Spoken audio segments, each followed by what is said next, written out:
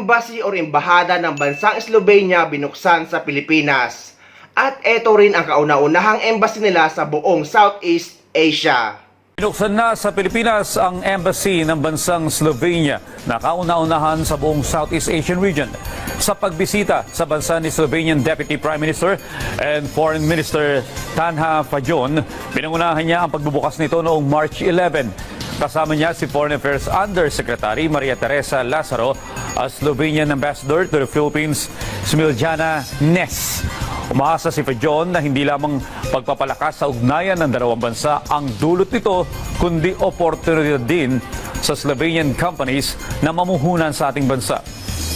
Bumisita si Fajon sa bansa para sa kanyang official visit mula March 10 hanggang March 12. Nakipagpulong siya kay Foreign Affairs Secretary Enrique Manalo para lalong makipagtulungan sa bilateral cooperation ang dalawang bansa. Matatandaan na sa bansang Slovenia pinatay ang isang kababayan nating Pilipina na bumisita doon.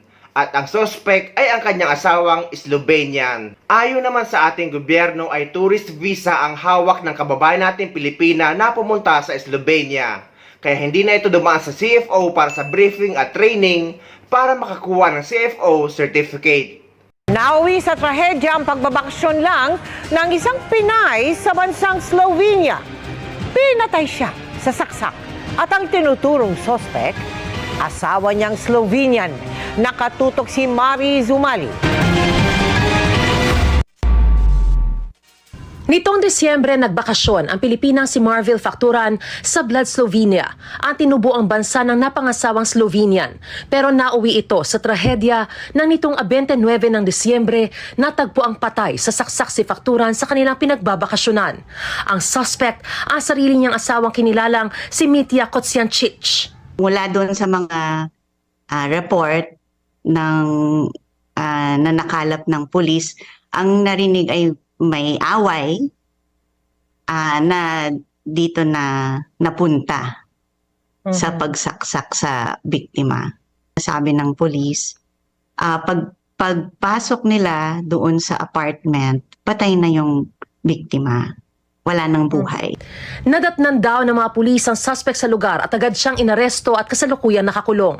Ayon sa DFA, natapos na ang isinagawang autopsy sa labi ni Facturan at nakipag-ugnayan na rin sa ina ng biktima ang ating embahada roon. Umaasa silang may uuwi na ang labi ni Facturan sa Pilipinas sa loob ng 2 linggo. Ayon sa Commission on Filipinos Overseas, umalis daw ang biktima gamit ang tourist visa kaya di na sumailalim sa kanilang training si Facturan. We conduct counseling for the spouses of foreign nationals.